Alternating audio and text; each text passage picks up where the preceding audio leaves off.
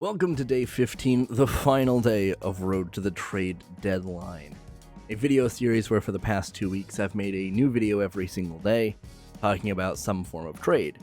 The first week was me proposing trades, the second week has been me playing Armchair GM and picking trades from Fanspo for you guys to vote on. We're ending it with the Mavericks, kind of assuming they haven't made a move, and if they have already, well, this video is going to be outdated, so it sucks to be me. Anyway, we're talking about the Mavericks, and we're starting with Dreamer here, which is one I believe we've seen with the Lakers video as well, proposing a pretty straightforward trade for Richaun Holmes, 2 seconds going to the Magic for Wendell Carter Jr., another big who has a pretty good three-point shot. This would actually really help the Mavs, I'm not even gonna lie. Even if you don't play him as a backup center, you could play him as a 4 and it would still be very effective. Yeah, this is something the Magic say no to, but if I'm anyone in the Mavs organization, I'm saying yes to this. Like, those 2 seconds are minuscule. Richaun Holmes is a guy you're trying to get off the books anyway. You're not really using him all that much. Wendell Carter Jr. is a massive upgrade. And while the Magic do have a wealth of centers, they don't necessarily want to give him away for nothing, and he's been playing really good since he came back from injury. Now, sure, yeah, he's got a history of injury issues, but if you aren't playing him as the primary big, he's the secondary, that takes a lot of stress off him, physically. Or you're playing him at the 4, maybe putting him on the perimeter a lot, that takes a lot of physical pressure off him once again. So maybe you bring that down a little bit, or maybe you have ways, maybe you would think your trainers and medical staff can maybe be a little bit better for him. Not really sure organizations think that, but maybe that's the case. But yeah, this is all upside for the Mavs taking this, and this is really simple. Like I said, I don't think the Magic are taking this. They're not in need of these 2 second rounders by any means, nor Richaun Holmes. And I think if they make a trade, they make a trade for an upgrade. But yeah, if you're the Mavs, you have this option, even with like most of this package, if not adding just a little bit more to it, that's a good deal. And of course, this wouldn't be the final video of this without at least a 3-teamer. And this is BA MVP. The Warriors are getting in on the deal. Once again, getting Wendell Carter Jr., Chuma Okeke, Seth Curry from the Mavs, and a second from the Mavs. Magic are getting Tim Hardaway Jr., which, okay, I'll give you that one. That makes sense. That makes a lot of sense to me, especially the way he's been playing this season. And then you have the Mavs getting Andrew Wiggins and a first from the Warriors that's top 10 protected in 26. This is the move the Mavs make if they're kind of writing this year off. Or, like, you know, they're thinking, okay, maybe we make a playoff run, but get outed in the first series we play. Then you have the upside of maybe using Andrew Wiggins next year. Like, I don't know that Andrew Wiggins is going to really come in and have that change of scenery get him back to previous Andrew Wiggins, right? His good seasons are his anomalies. That's not the norm for him. So you kind of get some upside, but I think you maybe raise the floor than when you would have Tim Hardaway Jr. Because when Tim Hardaway Jr. is good, he's phenomenal. He is, by comparison to his norm, yeah, he is a guy. When he gets hot, he gets hot. Like, he is got a big trade market when he's hot, but when he's cold, he's the Arctic tundra. He just is not hitting anything. So you have a very inconsistent guy here. Here you probably have more consistency. He's been bad this year, and he's kind of been on the come up.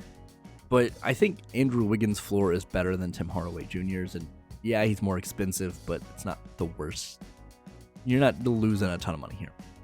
Especially when compared, like, if you're adding this salary and this salary, you're pretty close to this. So yeah, I think this is actually not a horrible trade. I know a lot of Mavs fans are probably like, Andrew Wiggins, are you crazy? Especially the way he's playing, and especially the way Tim Hardaway Jr. is playing. But yeah, I mean, the Warriors are getting a good big, so they can play a little bit more traditional big ball. Chuma Okeke expires, and you're bringing in Seth Curry to help finish. The Curry brothers can finish their careers together, basically. And then you have that second rounder. Who cares? The Magic getting Tim Hardaway Jr. Even being inconsistent, he is probably going to be one of your higher scorer options, especially when the offense is just frozen. Unless he's the reason it's frozen. And then the Mavs are getting Andrew Wiggins, so they're getting upside and they're getting a first out of this. Probably turning that around for trade if I'm not going to... I don't know that they take this one, and I don't know that this conveys in 26 anyway. But yeah, I mean, I think this is a reasonable trade, kind of on the par with the first one, that if every party agrees to this, I think every party does legitimately get a little bit better or has a better future outlook.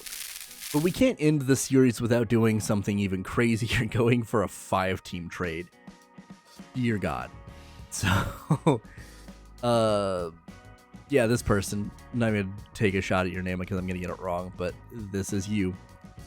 They say it's unfinished, so kind of take that with a grain of salt, obviously. But the Pelicans, the Thunder, the Magic, the Nets, and then, there we go, then the Mavs. We're going to work left to right here. The Pelicans are getting Mikal Bridges, Wendell Carter Jr., Dwight Powell, and a first from the Nets by Houston. Or rather, Houston has the right to swap. Thunder getting Jonas Valanciunas from the Pelicans. Okay, I can get down with that. Kind of. We'll see what they give up. The Magic are getting Tim Hardaway Jr. and Jaden Hardy. And a 2030 second rounder from the Pelicans. The Nets are getting the lion's share of this. They're getting Bertans, so far all the Thunder are giving up for Valanciunas is Bertans. It's not bad. Chuma Okeke. Okay, he's expiring. Both of these are pretty much expiring, so that's a good little chunk of change coming off the books for you.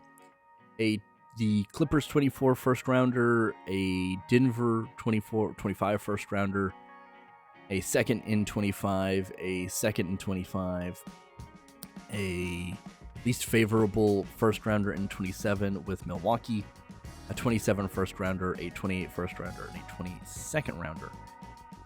That's quite a bit, but the Nets are relatively pick poor right now, so that's not a bad deal for them. Now, I don't know if this is all enough to get Mikal Bridges out of their grip, but who knows. And the Mavs, last definitely not least, are getting Herb Jones, Larry Nance, Lonnie Walker, and a first in 2028, or at least favorable, which is tied to this little guy down here. Yeah, this is a lot, so I guess we'll just kind of snake our way back. For the Mavs, this isn't bad. Like, you're getting a good big wing, someone that is probably going to be a little bit closer to what you were wanting Grant Williams to be this year, and maybe more consistently. Larry Nance is a good backup big. He's definitely not the size that Derek Lively is, but he can put in some minutes. Lonnie Walker's just expiring. I'm not really going to be concerned about that.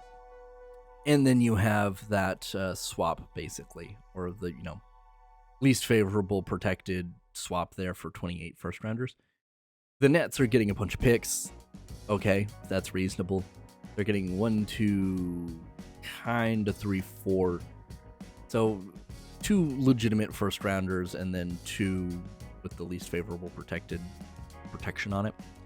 And then they're getting effectively 2 expiring contracts that are $22-ish million. The Magic are getting scoring from both these guys, so that's pretty good. They're making out a pretty good deal. But I will say, for a team that is led by their forwards, they're also pretty guard heavy. So I don't know how that's going to work. If Anthony Black starts, you would still have Markelle Fultz at this point. Are you playing Jalen Suggs? Are you not? So, I think these would just be interchangeable guys versus dedicated starters or dedicated 6th or 7th guys. Thunder getting Jonas Valanciunas, I would give him that. He's expiring. He, I think, probably gets you closer to that 3-win scenario. He is doing some work. He's big, he's a good backup guy. We need a double big lineup. He could play alongside Chet, so that could work pretty well. And like I say, he's expiring, so you're not going to have to worry about money being a factor next year. And then you have the Pelicans getting Mikal Bridges, Wendell Carter Jr., Dwight Powell, and, that least favorable once again. I don't know that this is a 2-loss situation. Like, yeah, you're losing Herb Jones and Valanciunas. Wendell Carter Jr. is very different than Valanciunas, but I think he's still very valuable, and I think Mikal Bridges is better than Herb Jones.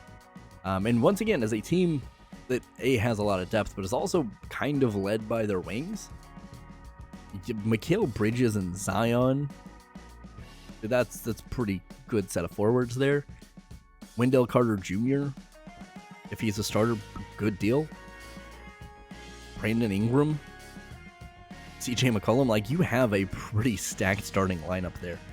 And you're not getting rid of a ton of your depth either, so I don't know that the Pelicans actually lose those 2 games. Like, a lot of Pelicans trades kind of put the Pelicans on the kind of worse end of things.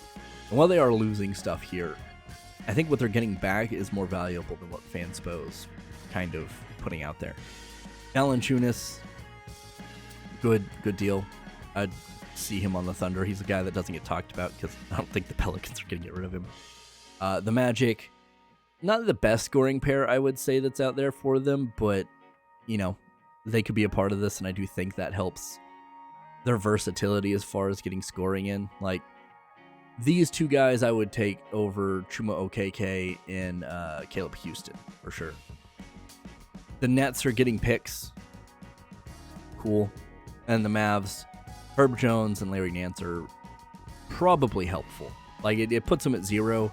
And I don't know that this pushes the needle a ton. But even if you don't have a dedicated starter between Derrick Jones Jr., Herb Jones, and Grant Williams, you have 3 guys that you can effectively interchange when one of them is not doing what you need to, right? So I do think it gives them more versatility as well. But I don't know exactly kind of where they're going to sacrifice there. And scoring-wise, you don't really have to worry because you have Luka and Kyrie. So, yeah, this is, for a 5-team trade, actually relatively reasonable, I think. But let me know in the comments down below. It's the craziness of this 5-team trade, what you're going for, or maybe 3 teams is where it's at with the Warriors, Magic, and Mavs. Or does simplicity win out in the Magic, Mavs, Rashawn Holmes, Wendell Carter Jr. trade work for you?